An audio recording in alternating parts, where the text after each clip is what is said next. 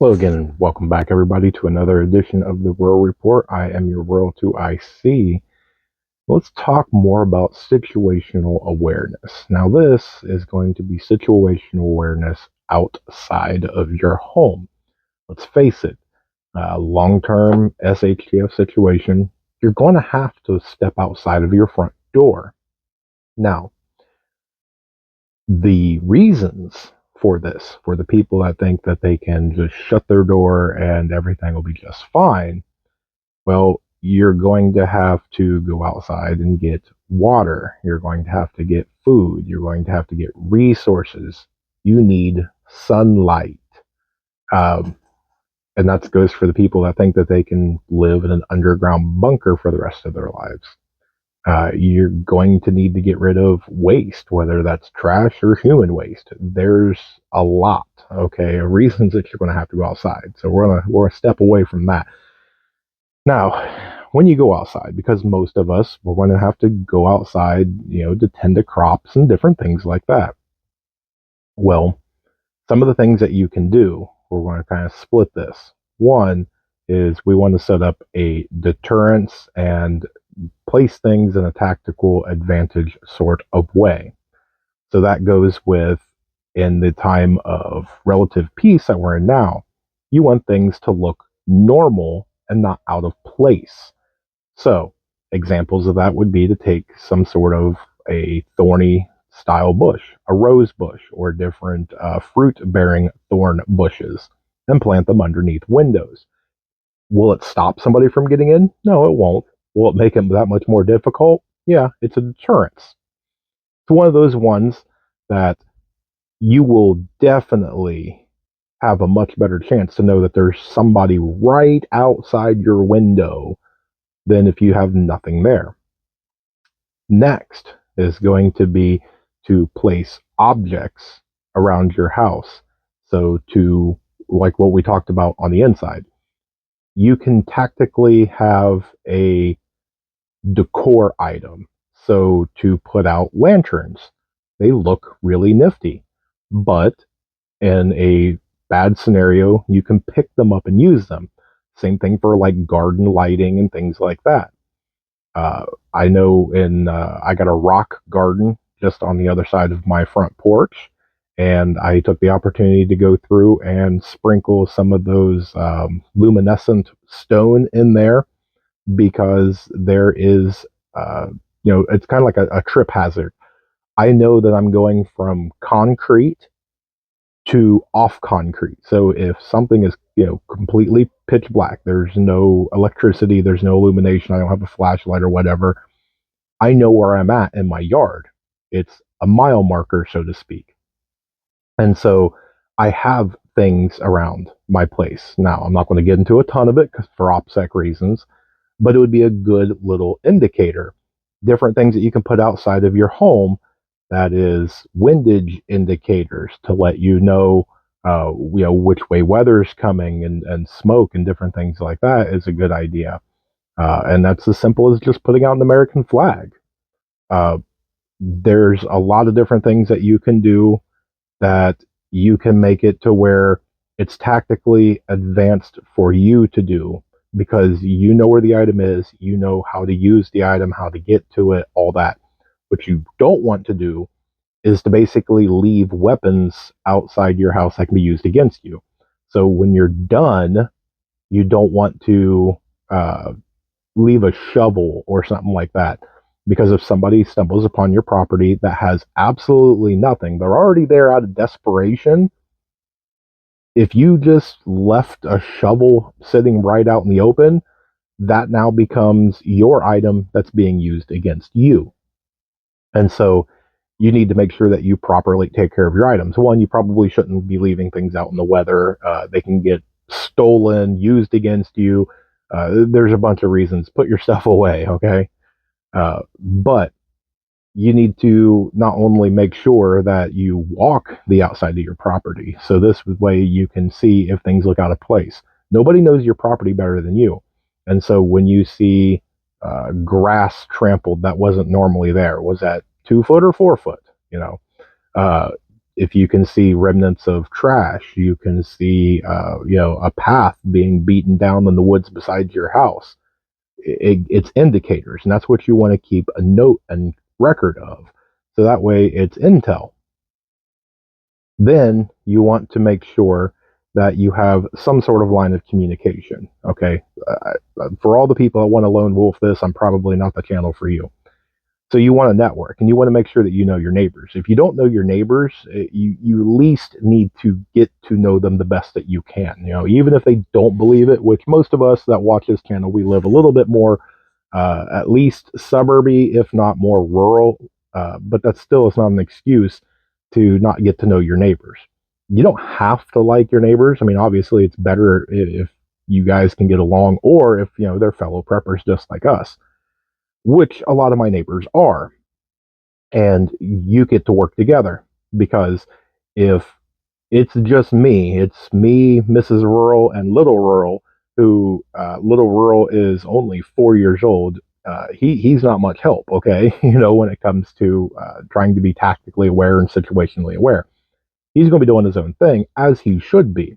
So if he's outside playing while I'm tending to crops, then that leaves, Mrs. Rural to not only look after him, but to try and keep an eye out while, my head's down, while I'm shoveling or hoeing or doing whatever I need to tend to the crops.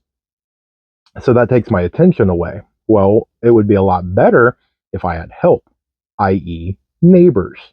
Now, if you just moved into an area, or a neighbor just moved into the area, and you want to get to know them, here's one of the little tricks that I do. And this doesn't have to go with neighbors. This goes with coworkers. This goes with, anybody, even some of the stuff into the mag. Okay. If you want to know somebody, let them borrow a flashlight. Take an old flashlight you've got. Let them borrow it. Let them borrow $10. Okay. Something insignificant. See if you get it back. Okay.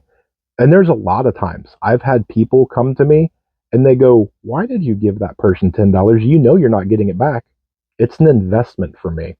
That $10 is exactly what I'm willing to put up to know whether I can give that person a little bit of trust. Not fully trust them, obviously, but it's a little bit of trust. Is my family going to suffer $10 less? No, no. And I'd rather pay $10 now, or suffer through the loss of a cheap flashlight or whatever, to know now that they are thieving, people, even though there's a lot of people, oh, it's a cheap little item. It doesn't mean anything. It's the little things that tell me about a person. And so that's a really good thing. Your neighbor comes over, "Hey, I lost my shovel, or the handle broke. Can I borrow yours?" Sure, here you go. You don't get that shovel back. That tells me everything that I need to know about somebody. Now, if I take and let a neighbor borrow my shovel, and 2 days later, all of a sudden they show up and they're all apologetic and they go, "Man, I broke your shovel. The handle snapped right off here. I went down to Lowe's or Home Depot or whatever, and I bought a brand new one. Here you go. I'm so sorry." Okay, excellent. I mean, that right there tells me a lot. And you can look at a lot of different people and see through the little things. Who picks up a piece of trash that they didn't drop? Who returns a cart or picks up another cart on their way back to return their own cart?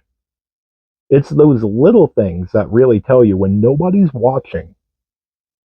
Because most people, when you borrow something insignificant like $5, they just, they'll forget about it, or, it's not that big of a deal. It's a small amount of money. Who cares anyway? Well, yeah, I didn't really care about that $5 because, again, it's my investment. But for me, it lets me know my trust level and my friendship. I have literally let people borrow money that I've known for over 20 years. And I said, "Sure, yeah, you don't have to spill your whole situation to me. Just come to me as a friend and go, 'Hey, going through a hard time. Can I get $10? Here you go.'" And they will block me. And now I know that 20 years of friendship to them was worth $10. Very telling. And I don't cry about it. I don't get angry about it. I don't hold a grudge. I'm happy you got your $10. I hope it got you out of your situation, but it's done. And that's the way it needs to be when it comes to things with your neighbors. Just a little trick. Maybe it'll work for you, maybe it won't, but that's up to you. Just an example of one of the things that I do. But if you can get into it with your neighbors, it's kind of like the different animals in the animal kingdom. They all go to work and they have, one or two little kind of like sentries or lookout guards. And when something isn't right, they sound off an alarm and everybody knows what that means. And so that can be one of the things that you can do with your neighbors. While one is over here repairing, something from damage from a weather event, this one over here is tending to some crops. This one over here is doing some laundry. Somebody needs to be on lookout. And when they see something, some whistle goes off or something, and everybody immediately knows what that whistle is. It's not a panic. Everybody's ready for it. And that's one of the things that you should do. Even if you don't have a mag, have a little thing with your neighbors of a chit chat. Hey, if something happens, what are we going to do? What do you think that we should do about that? If there's a bad weather event, if there's a house fire, if somebody's on the property that shouldn't be there, what's some of the things that we should do, or get the conversation rolling at least. There's a lot of times that I see that people just don't work together. They think that as long as I've got my family, I'm not lone wolfing it. I mean, are you? I mean, yeah, I guess technically you're not by yourself, but you're putting an awful lot on your family. And if you can spread that out, it's better. Now, can you fully trust anybody? I mean, how many times do you see on the news that, a spouse goes after another spouse for money or something stupid? I mean, again, we've talked about this numerous times. If somebody's done it to a person, that means that it's humanly capable, that anybody can do it to anybody.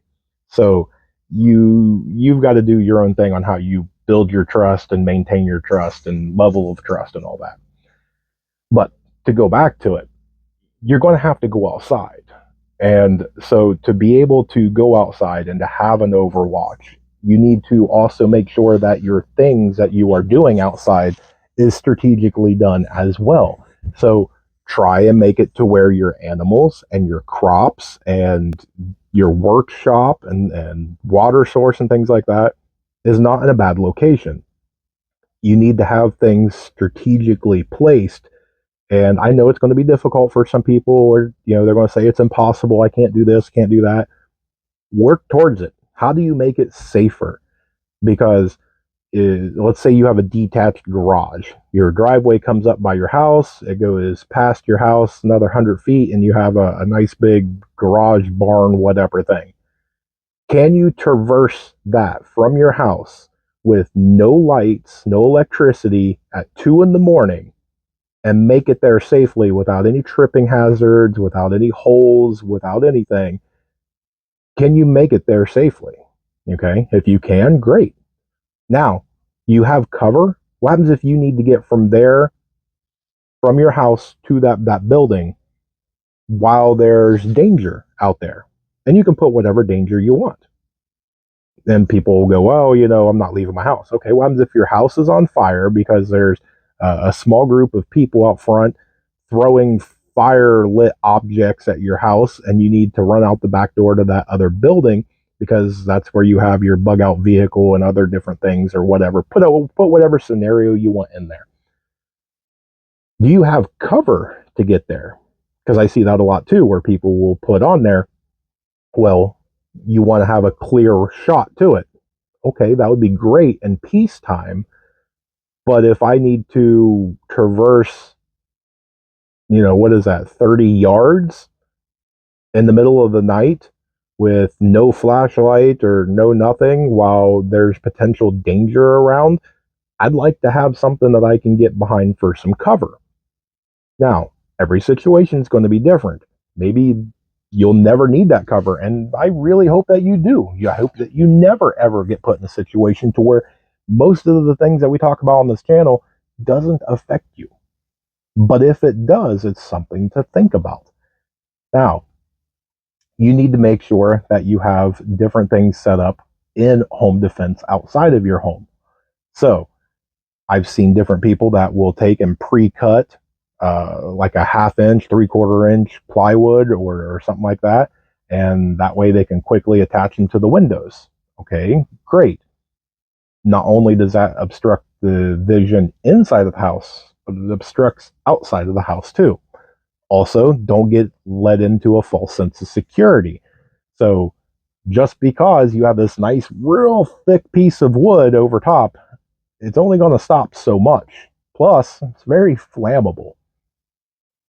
Not only that, it's a deterrent for people not to come in, but now it's also a way that you can't get out quickly if you need to.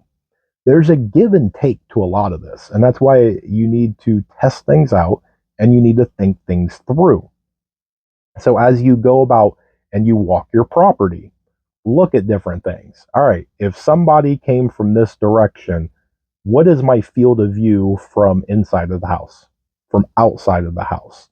Where are my neighbors located? Where's the ones that I trust? Where's the ones I don't trust? If somebody was going to enter my property, which direction are they most likely to come from? Where's the second, the third? People are lazy and they go by the path of least resistance. So if you have really thick brush and all sorts of thorns and just a mess behind your house on the south end, then that's kind of nature's little barrier. Again, somebody wants through, they're getting through that.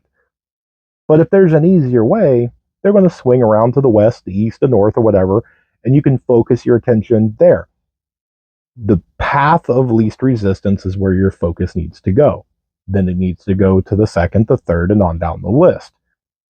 You can do things like you can set up perimeter alarms. You can take and make your own. You don't have to buy them. Now, there's really nifty ones that you can buy, but again, everything's a give and take. One of the things that I have is I have one of them camping sentry alarms. It's meant for like bears and things like that, where it's a little stake that you can either stake in the ground or put to a tree. You tie a piece of whatever to it and you put a 22 blank in there. That gets tripped, a blank fires off, scares away whatever, or at least wakes you up or gives you notice of what direction, things like that. The only thing is, though, is you just made a huge noise. Now everybody heard that, whether you wanted them to or not. Okay. Well, what's one of the other things you can do? Well, we all probably seen it on movies and different things to where they take and put some rocks in a tin can and string it up. Okay. Yeah. The only thing is, though, is that going to wake you up in the dead of sleep? You're really tired. You haven't slept in 2 or 3 days. You're anxious. You're hungry. All this stuff. You are knocked out. Is a few pebbles inside of a tin can going to wake you up? It's a trade-off. Everything's a trade-off. Nothing is foolproof. You can have a big lighter completely dry with a lot of tinder and everything and have the best chances and probability and everything. But it's not always a guarantee. Everything man-made can and will go bad at some point in time. How many times have you bought something brand new out of the package, ripped it open, and it doesn't work? It's broken. It's manufacturer defect. That's why I've always said, test your stuff out. Don't put it up on the shelf, still brand new in the box, and try and make it to where your life's going to depend on it one day. Pull it out. Make sure it works. Now, to round this out, some of the things that you can do is to have different sort of items that you can deploy during SHTF. Now, some of the things I'm talking about on that is you can take hose and run nails through it. Something that you can put out quickly. It's a deterrent, but you can also move quickly. Now, you can do more permanent things to where maybe you have a tractor or something like that, and you can push a real big, rock or knock over a big tree or whatever and block access to a lot of places. Yeah, you can do that. You want to make sure that it's deterrence, and that's what most things are. And make sure you understand that for the most part, you're not trying to do permanent. You're just trying to deter people when they look at it. They look at your house and they look at the neighbor's house and they go, I'm going to go over here. They want to look at your house and go, it's probably not my first option. And there's all sorts of controversy about it, whether you trash your house, whether you don't trash your house. And let's just jump right on that example.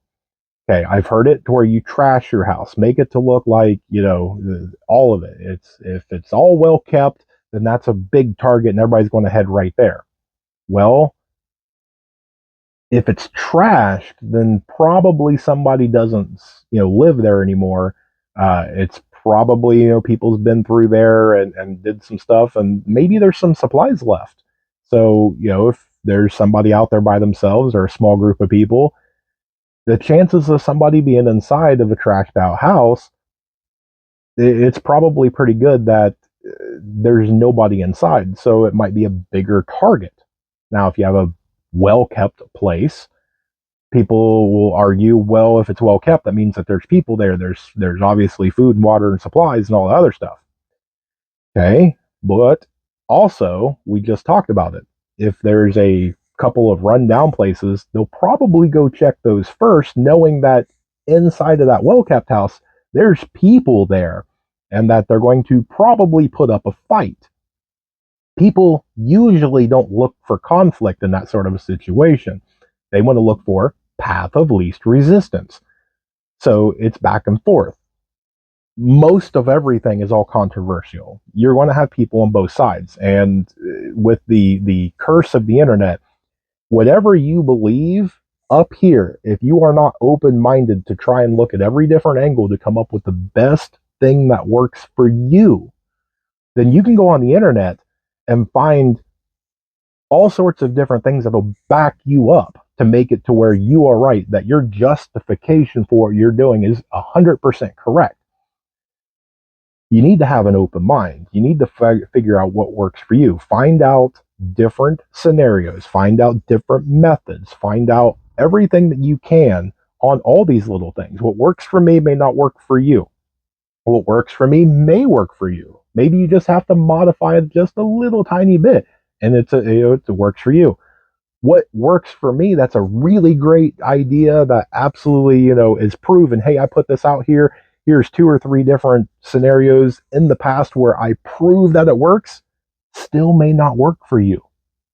And that's why I try and get you to think. I don't want to tell you, you must do this, you must buy this, blah, blah. No, I don't do that. You need to get this working. And so that's why we talk about this and the way that we do. So that's what I've got for you for right now. I know that I've gotten good and bad from these types of talks, because some people that disagree with it, they want to be told what to do. And my answer is, I'm never going to tell you what to do. I've got a lot of good feedback from people going, you know what? I never thought of it in that way, or I never looked at it in that light. And I get a lot of praise out of it. Great. That's what I want. That's what the whole goal of these types of videos are about. So hopefully it made you guys think. Hopefully you got a little bit of something out of this. We're going to continue. So if you don't like what we're talking about, sorry to say, when you see the title, you may want to skip the next one, because we're going to be on situational awareness for a little while. So, all right, guys, that's what I've got for you. I appreciate you spending a little bit of time with me. Leave a comment. Tell me what you think about it. Hit the like, subscribe. Share this out with somebody. Do all that fun YouTube stuff. You guys are grown adults. You know what YouTube's all about. You're not new to it. So, all right, there we go. Another one in the books for this channel on this one. So, say it with me now. Remember to remain united, because we're all prepping in this together.